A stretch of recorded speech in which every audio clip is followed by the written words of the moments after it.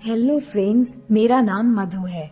मैं 21 साल की हूँ और मैं हरियाणा के पानीपत में रहती हूँ। एक दिन किसी कारण मुझे अपने देवर को साथ में सुवाना पड़ा। उसने उसी रात मुझे ऐसी जन्नत की सहर करवाई, मुझे वो रात भुलाए नहीं भूलती। ये बात 19 अप्रैल 2019 की है, जब हल्की हल्की गर्मियाँ शुरू हुई थी और मेरी शादी को महज 5 महीने हुए थे। पति से मुझे रात को पूरा सुख मिल जाता है, जैसा मैं चाहती थी। घर में हम 4 लोग ही हैं। मेरा सास, मेरे ससुर काफी साल पहले ही एक्सपायर हो चुके थे। दूसरे मेरे पति सुभाष, तीसरा मेरा देवर आशु और अपनी माँ का लाडला था। आशु के लिए किसी भी बात पर मेरा सास पूरे घर को सिर पे उठा लेती थी। और चौथी मैं, जो कुछ ही महीने पहले इस घर में आई थी। आशु अभी भी अपनी माँ का दूध पाता था, कभी दिन में 1 बार, कभी 2 बार, किसी दिन 3 बार पीता था। अपनी मर्जी का शहजादा था। छोटा बच्चा होता तो ठीक था, पर आशु तो 17 साल का होने वाला है। जब मैं शादी करके आई थी, मुझे बहुत बुरा लगता था, पर मैं क्या करती। मेरे पति भी कुछ नहीं कह सकते थे उसको। मेरी सास का इतना रोग चलता है। एक दिन मेरे पति ऑफिस चले गए। मैंने घर का सारा काम करके चाय बना ली और ड्राइंग रूम में बात कर चाय पीने लगी। मेरी सास बाथरूम में नहा रही थी। तभी शहजादा उठकर आया और जोर से बोला, माँ कहाँ हो? मेरी सास बाथरूम से बोली, बेटा नहा रही हूँ। आशु बोला, जल्दी बाहर आओ, मुझे दूध पीना है। थोड़ी देर रुको, आती हूँ, सास ने कहा। आशु 2 साल के बच्चे की तरह जिद करने लगा। मैं वही बैठी सब देख रही थी। नहीं नहीं, अभी आओ, आशु ने कहा। सास बोली, बेटा रुको, आ रही हूँ। मैं आशु से बोली, थोड़ी देर रुक जाओ आशु, माँ आ जाएगी। नहीं, मुझे अभी पीना है, आशु ने कहा। इधर उधर चक्कर काट के बोला, भाभी तुम पिया दो। मैं ये सुनते ही खड़ी हो गई। मुझे धक्का लगा। ये इसने क्या कह दिया? मेरे पति के सिवा मुझे कोई और छुए मुझे अच्छा नहीं लगता, पर इसे कैसे मना करूं? मैंने कहा, मैं तुम्हें कैसे पिला सकती हूँ आशु। इतना बोलते ही आशु गुस्से में हो गया और मेरी पास आने लगा। पास आकर पहले तो उसने मेरी साड़ी का पल्लू नीचे गिरा दिया। सास के डर से मैं उसके हाथ भी नहीं पकड़ पाई। फिर आशु मेरे ब्लाउज के हुक खोलने लगा। हड़बड़ाहट में आशु से मेरे ब्लाउज के हुक जल्दी से नहीं खुल रहे थे। आशु के दोनों हाथ मेरी हेडलाइटों पर जोर से दबा रहे थे। 2 हुक खुलते ही मेरी हेडलाइटें दिखने लगी।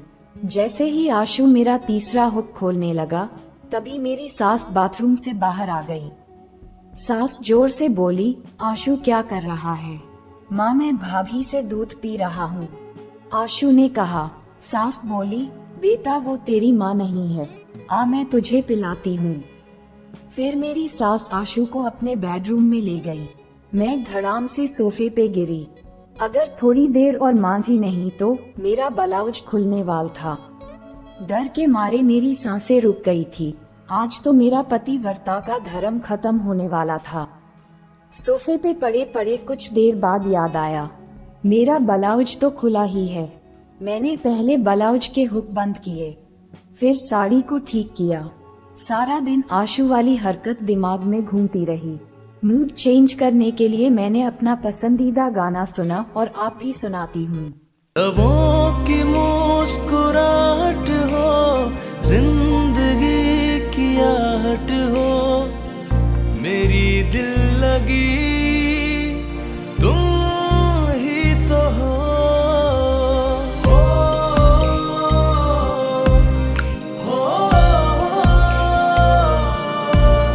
ये गाना मैंने 20 बार सुना, तब जाकर दिमाग शांत हुआ। फिर शाम को जब मेरे पति घर आए तो एक दिल की बता दूं, नहीं रहने देती हूँ। घर में बेकार का हल्ला होगा। रात का खाना खाकर सब चले गए। मैं किचन की सफाई कर सोने गई। जैसे ही मैं बेड पे बैठी, पति ने मुझे किस करना शुरू कर दिया। कुछ देर बाद मैंने उन्हें रोका, क्योंकि दिमाग में आंसू वाली हरकत चल रही थी। मेरे पति ने बोला, क्या हुआ? मैंने कहा, कुछ नहीं। फिर किश करने से रोक क्यों रही हो? मुझे लगा एक पतिव्रता पत्नी को अपने पति से कुछ नहीं छुपाना चाहिए। मैंने हिम्मत कर अपने पति से बोली, आज आशु मेरे ब्लाउज को खेलने लगा। पर क्यों? पति ने कहा। उन्हें इस बात पे जरा भी गुस्सा नहीं आया। मैंने बोला, माँ बाथरूम में थी और आशु को दूध पाना था। मैंने उसे मना कर दिया पिलाने से, तो आशु ने जबरदस्ती पीना चाहा। ये बात सुनकर पति थोड़े उदास हुए। फिर बोले, अगर कभी आशु दूध पीने के लिए बोले तो उसको मना मत करना। इस घर में आशु को किसी चीज के लिए मना नहीं करता, और तुम भी कभी मत करना। ये बात बोल के सो गए। अब मैं क्या करती, यही कुछ नहीं बोले। अगले दिन मैं सुबह उठी तो देखती हूँ कि मेरे गले की चैन टूट गई है। मैंने ऑफिस जाते वक्त अपने पति से कहा, शाम को आते वक्त मेरी चैन को ठीक करवाते लाए। वो बोले, ठीक है। फिर पति ने मेरे गालों पे किश किया और चले गए। मैं किचन को साफ करके फिर आंगन के फर्श को पानी से साफ करने लगी। करते करते मेरा पैर फिसल गया और मैं गिर गई। आशु जोर से हंसने लगा। चारपाई पे बैठी मेरी सास ने कहा, गधे जाकर अपनी भाभी की मदद कर। रहने दीजिए माँ जी, मैं उठ जाऊंगी। जैसे ही मैं उठने लगी फिर से गिर गई। अब आशु मेरी मदद के लिए आ गया।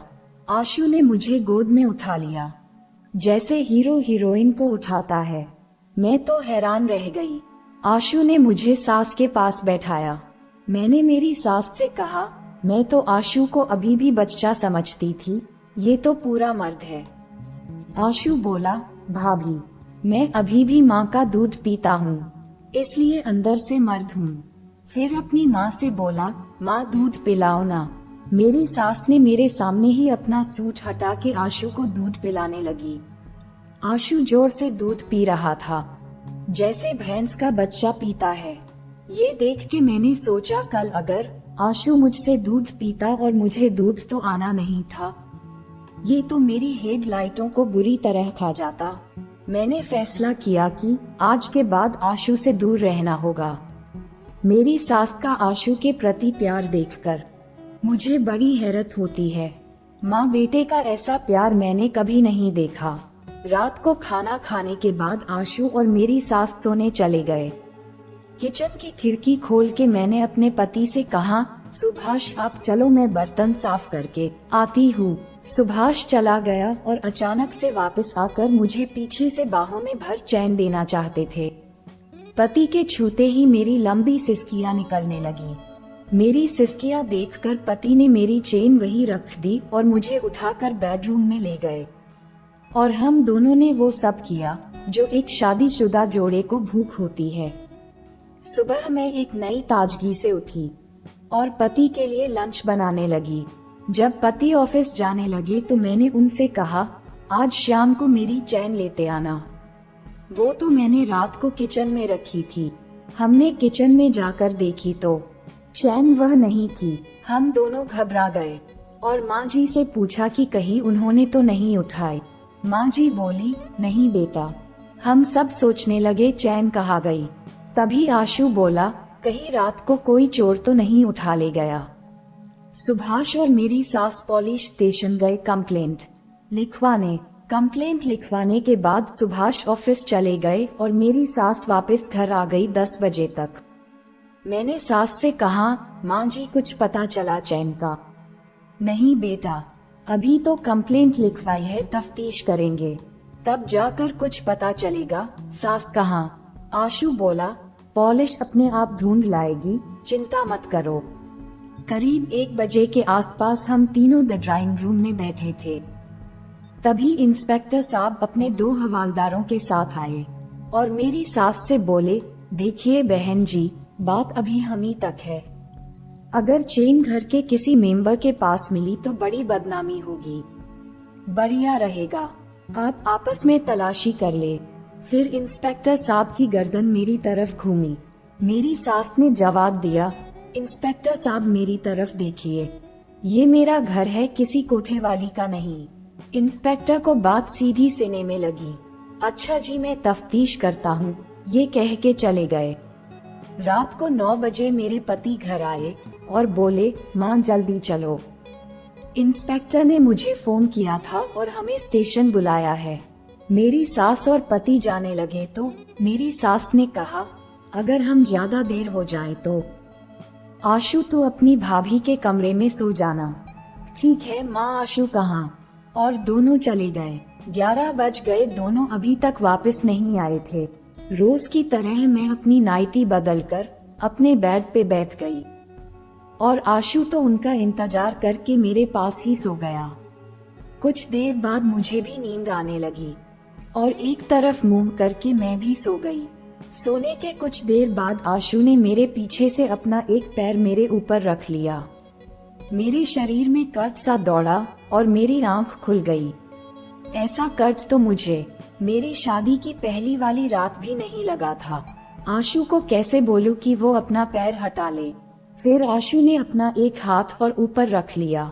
मुझे लगा कि कहीं ये जानबूझ के तो नहीं कर रहा है। मैंने हल्के से घूमी तो उसका हाथ मेरी हेडलाइटों पे आ गया। फिर अच्छे से चेक किया तो आशु पूरी नींद में था। शायद आशु अपनी माँ के साथ भी ऐसे ही सोता होगा। मैं टस की मस नहीं हुई और फिर अचानक पूरा मेरे ऊपर आ गया, जैसे छोटा बच्चा सोता है। आशु तो बच्चा नहीं था। आशु के गर्म शरीर से न जाने मुझे क्या हो रहा था। मैं उसका वजन महसूस नहीं हुआ। जब आशु अपनी गर्दन राइट में करता फिर लेफ्ट में करता तो आशु की गर्म सांसें मेरे लगे पे लगती तो मेरे शरीर में सनसनाहट होती रहती। मन बड़ा विचलित हो रहा था, पर क्या करती। डर में मारे आशु को कुछ बोल भी नहीं सकती थी या मैं उससे उठा ही नहीं चाहती थी। तभी आशु जोर से ऊपर की साइड हुआ और उसके होंठ मेरी गर्दन पे लगे रहे। मेरे शरीर में आग लगनी शुरू हो गई। मैं जोर जोर से सिसकियां लेने लगी। मुझे सिसकियां इतनी जोर से हो रही थी कि इतना भारी आशु भी ऊपर नीचे हो रहा था। कुछ देर यही चलता रहा। फिर मुझे पूरा सुख मिलने ही वाला था कि आशु अपने आप साइड में उतर कर सोता रहा और मैं एकदम उठी और बेड के कोने पे बैठ गई। सोचने लगी कि इतना मजा मुझे पहले कभी नहीं आया। मैं मूड के पीछे आशु को देखने लगी और अब मुझे आशु पे प्यार आ रहा था। एक मन हुआ आशु को उठ लूं और पूरा सुख ले लूं, पर कैसे आशु को तो कुछ पता ही नहीं। अगर मैंने उससे बोला और कहीं ये नाराज हो गया तो घर में सबको बता देगा। फिर मुझे आइडिया आया कि क्यों ना दोबारा आशु के पास ही लेट जाती हूँ। क्या पता आशु अपने आप सब कुछ कर दे। नींद में मैं आराम से आशु नजदीक लेट गई और इंतजार करती रही आशु कुछ करे, पर आशु तो गहरी नींद में था। फिर मैंने हिम्मत करके वही किया जो आशु ने मेरे साथ किया था। मैंने हल्की सी अपनी नाइटी ऊपर करके अपना एक पैर आशु के ऊपर रख लिया। आशु टस का मज नहीं हुआ। मैं इंतजार करती रही ये कुछ करे। अचानक आशु ने जोर से खींचा कर मुझे अपने ऊपर कर लिया। जैसे चुंबक लोहे को खींचता है, वैसे ही मैं आशु के ऊपर गई। मैं मन ही मन खुश हो गई। अभी भी आशु का शरीर उतना ही गर्म था। मैं अपने आप उसके अंदर समाने लगी। मुझे इतना सुख मिल रहा था आपको बता नहीं सकती। कुछ देर बाद मेरा पानी निकला गया और मेरी नाइटी पूरी भीग गई। तभी डोर बेल बजी। मैंने जल्दी से नाइटी बदली और गेट खोलने भागी। मेरी सास और मेरा पति सुभाष वापस आ गए। मैंने पूछा, बड़ी देर कर दी आप दोनों ने आने में। क्या करते? इंस्पेक्टर ने अपने एरिया के कोई चोरों को पकड़ के रखा था और एक एक करके सबको हमारे सामने पूछताछ कर रहा था, सास ने बताया। मैं बोली, मेरी चेन मिल गई क्या? नहीं मिली। सब चोर बोले हमने नहीं चुराई, सुभाष बोला। इंस्पेक्टर अच्छा आदमी है, अपनी चेन जरूर ढूंढ के देगा, मेरी सास ने कहा। फिर हम सब सोने चले गए। मैं अपनी सास के साथ उनके कमरे में सोई और सुभाष अपने भाई के पास, क्योंकि मेरी सास ने इतनी रात को आशु को मेरे कमरे से उठाया नहीं। रोज की तरह सुभाष 8 बजे ऑफिस चला गया और मेरी सास पूजा करने लगी। मैं घर की साफ सफाई में लग गई। करीब 10:30 बजे आशु उठकर सीधा किचन में आया। मुझे आशु को दिखते ही रात वाली सारी फीलिंग दोबारा से होने लगी। फिर आशु बोला, भाभी माँ कहाँ है? मैंने मन में सोचा, वो तो अपने कमरे में है। शायद आशु भूल गया कि रात को वो मेरे कमरे में सोया था और वहीं से उठकर किचन में आया है, इसलिए आशु को माँ जी कमरे में नहीं दिखी। शायद आशु को अभी दूध पीने की तलब लगी है, इसीलिए पूछ रहा है। ये सोचकर मेरे मन में लालसा होने लगी कि आज आशु मुझसे दूध पिले और घंटों पिता रहे। मैंने आशु से कहा, मुझे नहीं पता, यही कहीं होगी, तुम देख लो। आशु किचन से जाने लगा। मैं घबरा गई। उसने तो दूध पीने के लिए नहीं बोला। मेरे अंदर तो आग लगी थी। मैंने भागकर आशु का हाथ पकड़ लिया। जैसे ही मैंने आशु को छुआ, वो अभी भी मुझे उतना ही गर्म। मेरी इच्छाएं और बढ़ गई। मैंने बोला, आशु आज तुम दूध नहीं पियोगे? नहीं भाभी, आशु ने कहा। ये सुनते ही मैं सुन हो गई। क्या करती, आशु को जबरदस्ती तो नहीं पिला सकती थी। आशु बोला, भाभी मेरा हाथ। मैंने झटके से उसका हाथ छोड़ा और वो चला गया माँ जी के कमरे में। मैं क्या करूँ, मेरे अंदर आग लगी है। किचन से भागकर मैं अपने कमरे में चली गई। मेरी सांसें इतनी तेज हो गई, मैं बता नहीं सकती। फिर मैं बेड पे बैठी और सोचने लगी, क्या करूँ क्या करूँ। जब कुछ समझ में नहीं आया तो बाथरूम में चली गई और शीशे के सामने खड़ी होकर आशु को महसूस करने लगी। कुछ देर बाद अपने आप संतुष्ट हो गई। जब जाकर आराम आया, फिर मैं नहाकर और दूसरा सूट पहनकर बाहर आई। अब मैं हर वक्त यही सोचती रही, आशु से कैसे नजदीकियां बढ़ाई जाए। कुछ न कुछ पूछने के बहाने आशु के पास जाती और उसके चिपक कर पूछती। ज्यादा देर नहीं चिपकती, कहीं मेरी सास को न शक हो जाए। करीब 2 बजे इंस्पेक्टर साहब अकेले घर आए। मेरी सास बोली, कुछ पता चला इंस्पेक्टर साहब? कुछ तो पता चला है। क्या बात, आज आप चाय पानी के लिए नहीं पूछेगी? इंस्पेक्टर साहब ने कहा। सास बोली, बहू जाओ इंस्पेक्टर साहब के लिए चाय का इंतजाम करो। मैं किचन में चाय बनाने चली गई। सबके लिए चाय बनाने लगी। कुछ देर बाद आशु किचन में आया और बोला, भाभी ये लो आपकी चेन। मैं चेन देखते ही खुशी के मेरे कूदने लगी और जोर से आशु के गले लगी।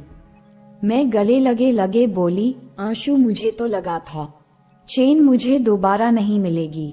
आशु ने अपने हाथों से मुझे छुआ नहीं और मैं उससे हट गई। आशु बोला, भाभी मैंने कहा था ना, पॉलिश ढूंढ देगी। किचन में हम दोनों अकेले थे और अच्छा मौका था आशु से चिपकने का।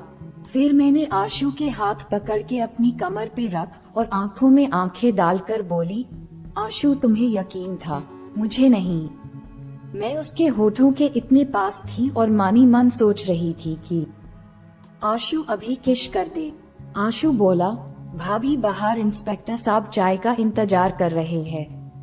मैं जल्दी से आशु से साइड हुई और चाय बनाने लगी। आशु किचन से चला गया। मैं चाय डालते हुए सोचने लगी, आशु को कुछ तो फील हुआ होगा। फिर मैं चाय लेकर गई और सब चाय पीने लगे। मैं चाय पीते पीते आशु के देख रही थी कि आशु मेरी साइड देखता है या नहीं, क्योंकि किचन में मेरे गले लगने से आशु को कुछ तो हुआ होगा। इंस्पेक्टर साहब जाने लगे पर आशु ने मेरी साइड एक बार भी नहीं देखा। इंस्पेक्टर साहब मेरी सास से बोले, अच्छा बहन जी चलता हूँ, कभी कुछ काम हो तो बताइएगा। जी जरूर, आप भी जब भी टाइम लगे घर आइएगा, मेरी सास ने कहा। फिर इंस्पेक्टर साहब चले गए। कुछ देर बाद हम 3 कैरम बोर्ड खेलने लगे।